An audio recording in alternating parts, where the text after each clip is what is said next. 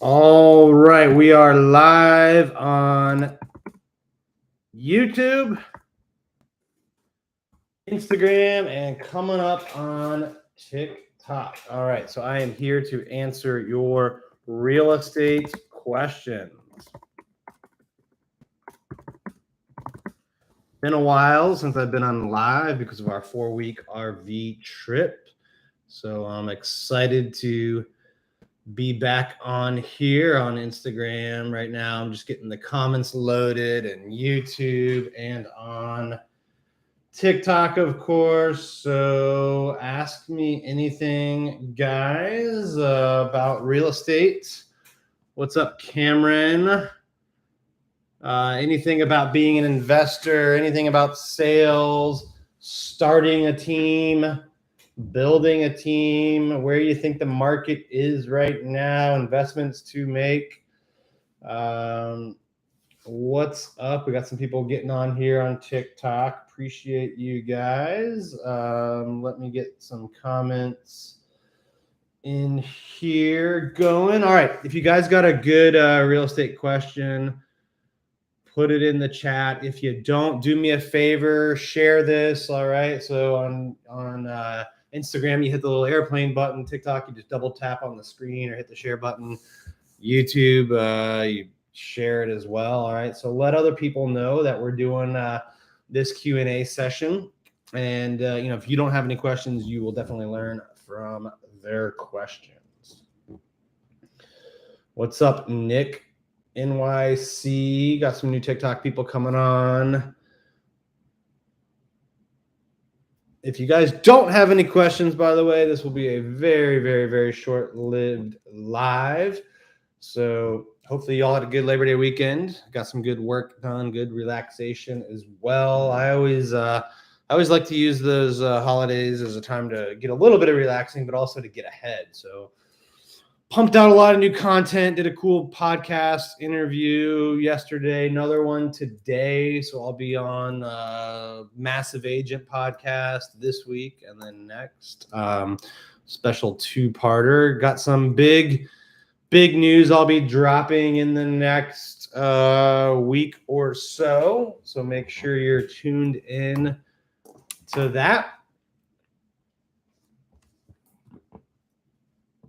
And just if you guys are new here, because it's been a while since I've done a live. I started out in real estate about 11 years ago. I sold a little over 22 million in my first year. So I had a very, very fast start, wrote a best-selling book about it, The Hyperlocal, Hyperfast Real Estate Agent. I've gone on to build a team in the DC area that has sold thousands of homes. Last year in 2021, we sold over 1,000 alone, billions of dollars in sales. I have a development company that has about 150 condos in the pipeline. I own 7 Airbnb doors, short-term rentals. So I do that as well. So lots of different areas I can answer questions on: real estate, sales, business. So whatever you want to know in those areas.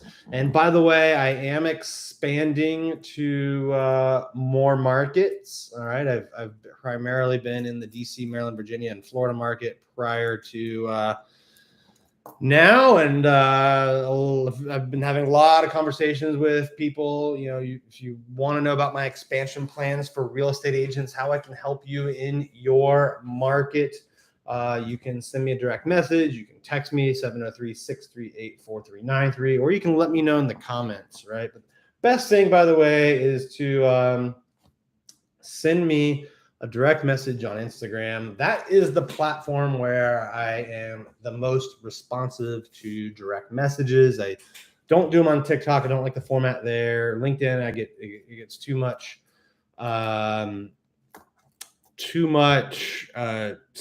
on LinkedIn, so I don't use that. I do use Facebook Messenger a little bit. The best way to contact me if you want to know about my expansion plans or any real estate question, investing question, is to send me an Instagram DM. I got a question here on Instagram. Are you expanding to LA? Yes, we will be in California. All right. So if you're a real estate agent in California and want to learn how to plug into my network, send me a direct message. Right. You will get access to multiple different training and coaching programs, access to me. All right. So if you're in LA, send me a direct message. Let's see here. Our license in DC. Think about using a dialer, Red X or Vulcan. Which one is good? Both, right? Both have worked. We've used Red X before, Vulcan and Mojo on our team. Pros and cons to all of those. Cheesy answer, but the one that is best for you is the one you're going to use. So like it kind of doesn't matter, right? People can argue the pros and cons, and this is true with almost any real estate tech platform, by the way. People can argue it, but really you just have to pick one and sit down and use it. So yeah, just pick one, Dina. Roll with that. Would love to talk to you too on a one-on-one basis on that, as well as how I can plug in more to your business, help you grow. So if you're interested in being a part of this this organization that I'm rolling out all 50 states, send me a message on this platform on Instagram. How do I get started? So get started in real estate sales. It's not too complicated. You got to go to the state licensing course for your state. I've got a link in my bio to that. You get 30% off. I think the company that I have that deal with has, I think it's good for like 38 or 40 states. So they're not in all. But check the link in my bio for that. All right. Take the courses, take the state test. Right. Great. Now you're a broker or a real estate agent. All right. Some states, by the way, call it, there's like agent and broker level. Others call it broker and principal broker. Right. But basically this is to get your basic license to do sales, right? No matter what it's called. So you get that, you join a brokerage and you start doing deals, right? There's all sorts of different ways to get started. I go over some of that in my book, The Hyperlocal Hyperfast Real Estate Agent. But you have to pick a market niche or a marketing prospecting strategy and dive into it, right? You have to dive into that marketing niche, that marketing strategy, and master it. All right. So, the problem with a lot of people is they abandon it too soon, right? So maybe they're going to market to a neighborhood. Maybe they're going to do cold calling. Maybe, they're going to go after corporate accounts, right? But they quit too soon. So all of these different strategies I'm describing will work. It just depends on you, right? You have to put enough time into it to master it and gain traction. So that is how you start. I've got programs, by the way, for new agents. So, when the agents that join my group, if they're new, I plug them into new agent classes. If they are building their own team, I plug them into those training and coaching platforms, right? So wherever you're at, I've got the training program to get you to the next level, help you expand. If you're a JV in a deal, can you legit call yourself a developer of that property? Yeah, I mean, you're part of the group that is putting it together, right? If you're bringing the deal or the capital or the operations, right? One of those three, and other people are bringing the other parts. You are a developer, right?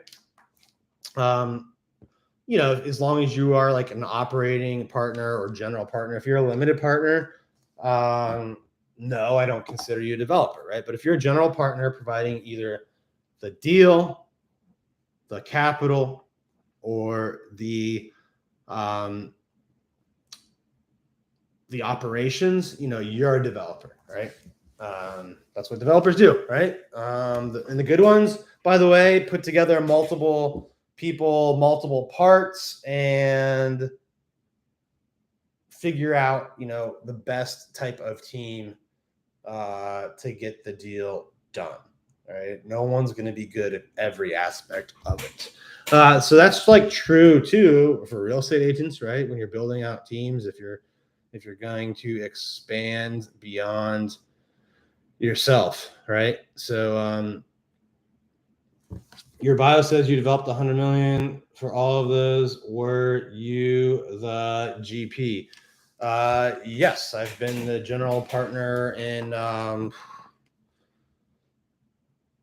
probably 400 plus homes at this point.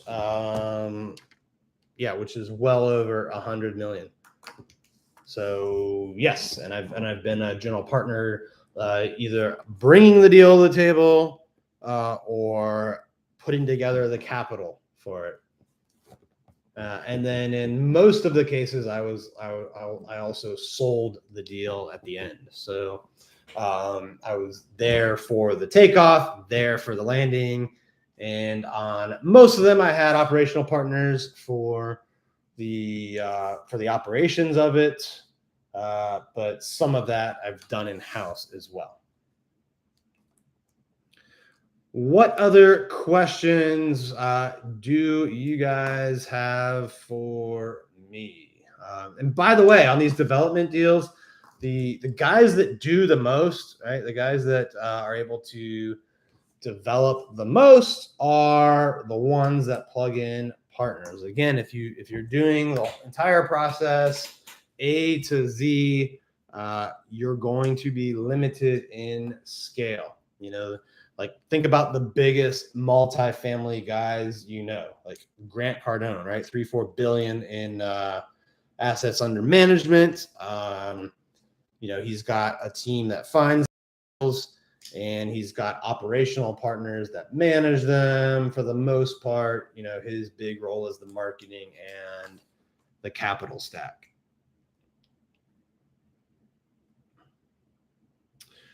What other questions do you guys have for me today? Are you active in New Jersey? Yes, we will be expanding into New Jersey. So again, if you want to know more about my real estate agent expansion program, how you can plug into coaching and training and help your business grow, send me a direct message on Instagram. You can also text me at 703-638-4393. So does developing mean actual construction or repackaging, maybe in title and marketing a project? Developing, in my mind, is putting together a deal and the people to finish it, right? So, you've got to find the deal. You've got to find the capital. You've got to find the people that will build it, or the people that will get it through a certain stage of zoning, right? There's all different types you can exit it. Typically, we exit at the end, the final house. So there's been a couple deals, though, where we exited before then, after the permits and plans and entitlements. So is there any way to buy an investment property with less than 50,000? Yes, there is. A couple different ways, right? You can find a deal that's like 200K or less. 50 grand's enough to get into that kind of deal. You can find a bigger deal and get partners. You can find a deal with seller financing. Do you still buy in Maryland? Haven't done a development deal in Maryland since we exited the one we did there. We exited a pretty big multi-7-figure land development deal in Maryland back in December. Haven't done another Maryland deal since then. It's all been in DC and Virginia. Then we've got a short-term rental portfolio we've built up in Florida. But nothing in Maryland on the development side. My team in DC, Carrie's team, has done a lot of sales in Maryland, of course. So we're active in that market, buying and selling. Best place to invest in multifamily. I like areas where there are so a couple points on that. I like areas where the job economy is good, where people are moving to, where the laws favor the landlords and the owners, and that are business friendly. All right. A lot of those areas happen to be in the South right now. But those are the general criteria that I like for multifamily. Seller financing a real thing? Yes, it is. Why would the seller be interested? Well, they can make more money than they can by plugging those into bonds or saving rates, right? And it's backed by the property. So, on the right seller finance deal, the seller might be getting 6, 7, 8%, right? So that's why the seller's interested. Higher rate of return, backed by real estate that, by the way, was theirs, so they're familiar with it. Do you have DC apartments in your portfolio? We have DC condos. Some of them we could hold as rentals, but we've got about 150 condos we're building actively in DC. What's up? We got some new people here on Instagram. Let me know your real estate questions. Couple more minutes here. Anything about sales, building an agent business, investing, developing? What states are landlord friendly? Florida, I would say, Texas. And by the way, this can be different by county, so you have to look at the county and local level as well. But Florida, Texas, Tennessee, right? Those are some obvious choices that come to mind. Ones that are not, right? Oregon, California, New York. So you probably notice a trend with some of with that answer. But alrighty here, I can take like 1 or 2 more questions, and then I'm gonna bounce off. I'll start doing more of these lives more regularly. Make sure you're following me on YouTube, Instagram, TikTok, Twitter. Right. Make sure you're listening to the Hyperfast Agent podcast. We do 2 episodes a week, Wednesdays and Fridays. I've interviewed almost 400 now. We're coming up on 400 episodes, 400, different interviews with real estate agents, investors, marketers. So check out the Hyperfast Agent podcast. Let's see. One more question here. Is it worth investing in Texas with the high property taxes? Yeah. Texas has, I think, like a 3% tax every year on your property. It's a high property tax.